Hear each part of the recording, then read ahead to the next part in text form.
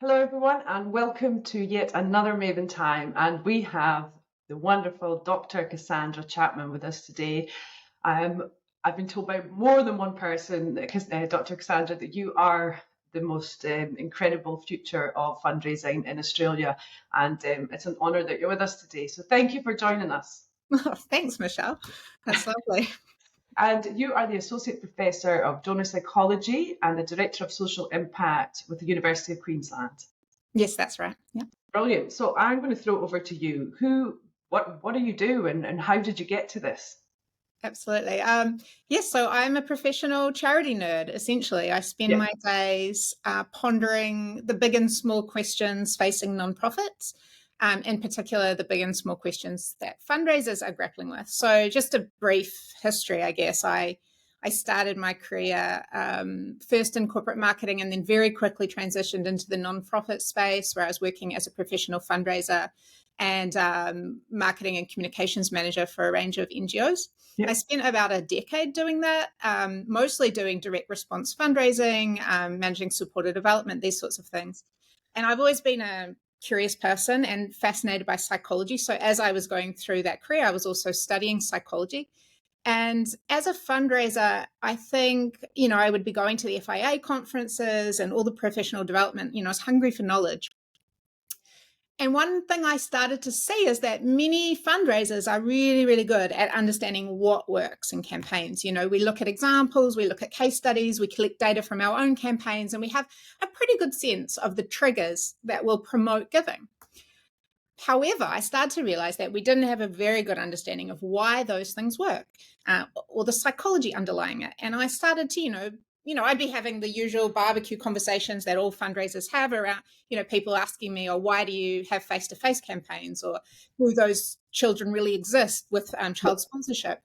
And I realized there were a lot of doubts in the community. And I thought, okay, so this is one thing that we don't know is why these things work and what the long-term ramifications are. And while I was studying psychology, I was looking for research that could help me as a fundraiser. And I just couldn't find the answers to the questions I was asking. So I did a PhD in the psychology of charitable giving to start getting answers for our community. And I've really just kept going now. So, like you said, I'm associate professor of marketing now. I lead a research group of about 30 academics here at the University of Queensland that are all focused on creating positive social impact in the world and researching that.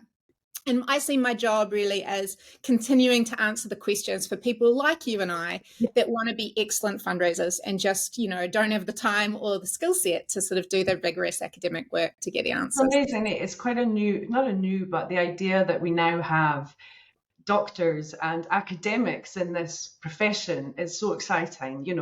I think there's been, professors of almost every industry, but, fundraising is still seen as that, you're right, that profession that, you just shake buckets, or, what is it actually a profession?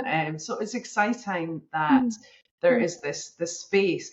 What I think, so having been a fundraiser and now kind of an academic, can you see how exciting the academic information can be for practitioners?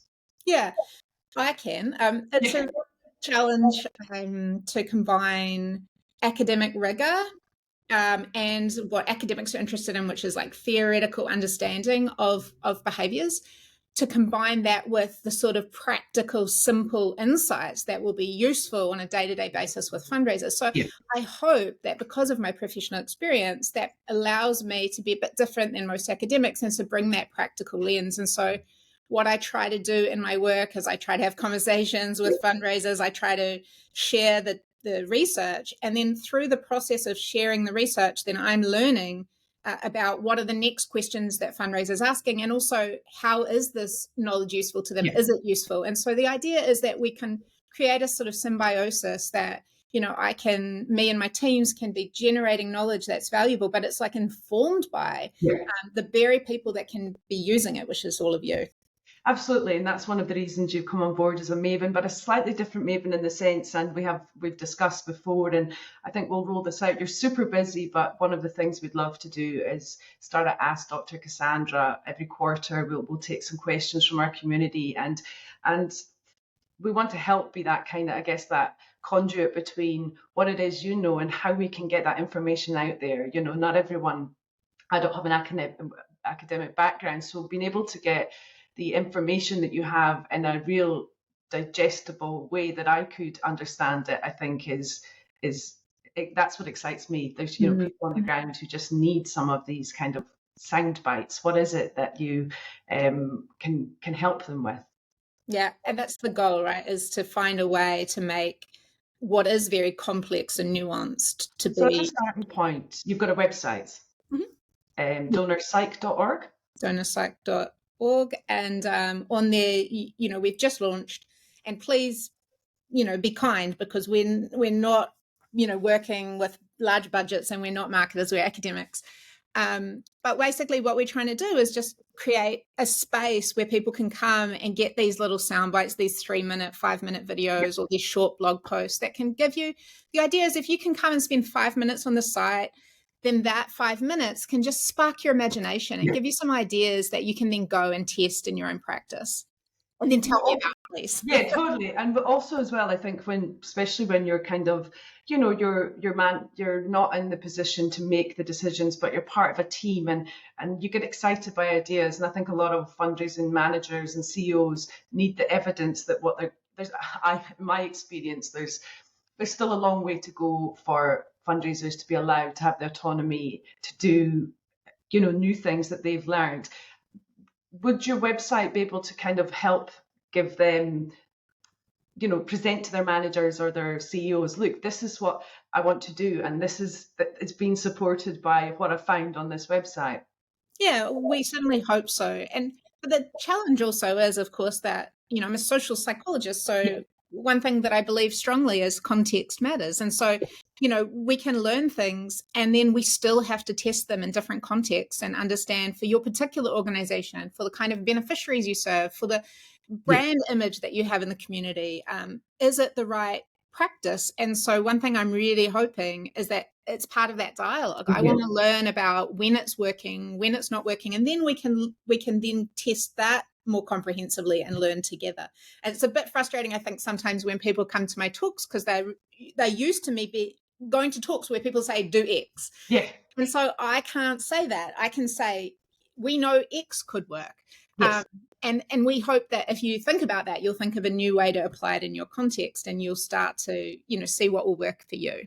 I love that, because when I used to run big events, we'd have keynote speakers, for example, or the big names that everyone wanted to hear, and they might be talking about the same subjects, and I'd have fundraisers come to me at the end, kind of, confidentially saying, I really enjoyed both of these sessions, but they told me 2 different things about the same thing. Who's right? And I was like, well, nobody's right. It's about in context, for, like you say, and a lot of people are quite confident in saying, this is what you need to do. And I love the fact that you're able to say, well, from the evidence we have, this could work. Because I think when there's a strong census from, maybe consultants or whatever, that this is what you do, this is the method that works, I think fundraisers get a bit kind of intimidated by that, because they might not have the tools to do that in the size of their organization.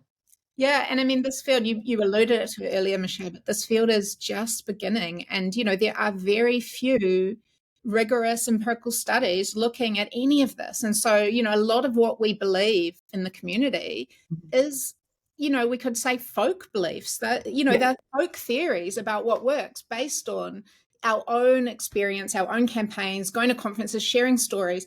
That's a brilliant start. But what I'm hoping we'll be able to do is add a layer of rigor, so that maybe more of us in the community will be, confidently saying it depends, and here's all the things you need to think about. And, because I do think it can be, as you suggest, it can be overwhelming to people to feel like, oh, this is this way or the highway, but also it can be dangerous if that turns out not to be true in all contexts. So we're still as a sector.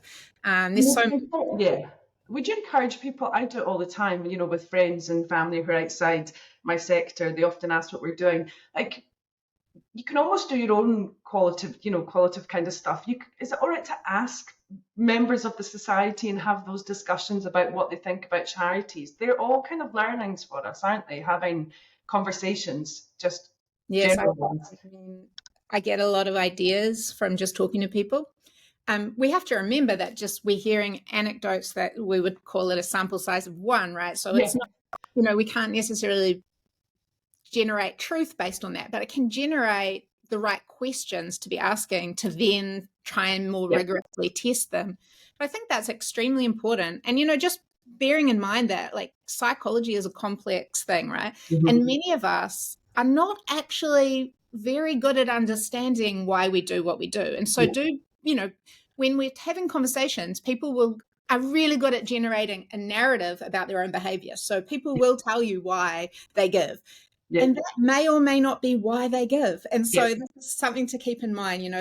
We all, have a lot of self-delusion. So, or just, we're just really good at making up stories about our behavior post hoc. So that's why we try to do the sort of studies that we do that elaborate beyond people just self-reporting, because then we can find there's all these triggers for behavior or like underlying mechanisms that people aren't even aware of.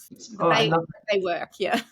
And so when the research, I'm interested, like the donor psychology research in my mind, and this is my bias, and this is my Thinking Fast and Slow book that I've been reading, which blows my mind. Are you working with all ages when you do your research? Like, is there are we focusing our donor psychology on an age of kind of people because they've been donors for longer? And is that going to change as the generational kind of, transition comes? Actually, in my research, I tend to look, it depends on the study, it depends on the research question, but I tend to look at the general population. So I'm interested in across the board. So what we want is a spectrum of people that do and don't give, or give small and large amounts. And so, most of these studies have people ranging from, we usually start at 18 because of consent, and then really up to like age 90s. And whoever's sort of engaging in the research, if we're doing anything that we're collecting primary data, then I'm using a lot of data that's simply behavioral transactional information from organizations. So I've partnered with, 50, 60, 70 different nonprofits over the last 5, 6, 7 years who have shared data with us. And so then what we're looking at is the actual behavior of whoever happens to be supporting those organizations, in which case, we might be skewing older, skewing different kinds of demographics. But we think it's really important to understand everybody's attitudes towards nonprofits, everybody's psychology for giving, or indeed for not giving. As Beth Breeze would say, we really need to understand the barriers to giving as much as the motivators of giving. And so, that's the idea, is that we can look at everyone. Yeah. So what excites you about the kind of future of fundraising? I guess what I'm really focused on at the moment is trying to really pitch this nuance to fundraisers. And I know it's what they don't want to hear, but the fact that, their best actions are going to be completely context dependent on their particular organization, on the particular beneficiaries they serve. And my idea is to teach fundraisers about how to think about what I call the charitable triad. So their donors, their beneficiaries, and their fundraising organization and staff, and how each of those can influence giving decisions. Because when they learn to think in that nuanced, strategic way about their context, I think that they're going to be targeting more appropriately, they're going to be segmenting more appropriately, they're going to be increasing return on investment, all while reducing that broader donor fatigue that's going on in the market, because now they're not just broadly approaching everybody. So I think that's something I'm really focused on at the moment, that kind of work, and working with partners to try and test that in the wild.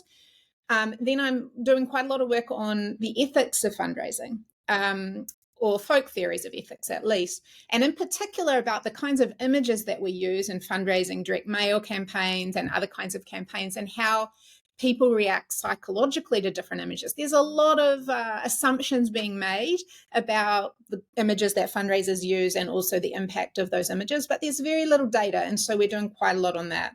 And then just personally, though I'm not working on it yet, one thing I'm really interested in and excited in is the question of how AI is going to revolutionize the practice of fundraising. Now, I did have a PhD student lined up to sort of dive into that area, but unfortunately it fell through. So I'm really hoping to be able to dive into that area a little bit more alongside one of my PhD students, Akash Thodam, who's really excited about crypto giving. And he's like, so these new technologies and how they will impact the fundraising profession.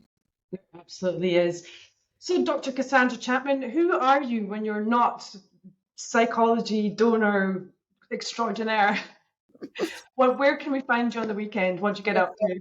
That's an interesting question, isn't it? Because I strongly believe that somebody's profession should grow out of who they are as a human in their depths. And so I think my job is a pretty good indicator of who I am. But when I'm not nerding out, and I'm pretty clear about my boundaries between work and play, I spend a lot of time in the outdoors. So I love bushwalking. I live in Brisbane, so it's always perpetually sunny. So it's always, bushwalking. I'm big into thrift stores and thrifting and renovating my house, and crazy clothes and weird old furniture and stuff like that is my cup of tea. Yeah, we have a shared love of sabres. Melbourne Yes. sabres has revolutionised my life in Melbourne. Exactly. You're off into sabres, and I'm like, I'm wearing an entire sabres outfit, and I'm going to. I love it. Yeah, same. And I'm very sad about living in Brisbane where there's not great secondhand furniture shopping, but every so often I visit my sister in Tasmania and I just nerd out about all the incredible old antiques you can just get at the tip shop and whatever. Yeah, I love it. Fabulous. Well, as I said earlier, we are hoping to, over the next few months, I know you're super busy, but to tap into a little bit of what we know you can kind of expose fundraisers to, and also maybe create some space where they can help you feed back into some of your work. So watch the space community. We will be putting out a call to ask Dr. Cassandra, and hopefully in the next couple of months we will. We'd love you to do a 30-second video of the question you'd like to ask Dr. Cassandra, and we'll work together to find a kind of regular way to kind of put that out, maybe every month, every couple of months. Well, okay, Dr. Cassandra's got the time.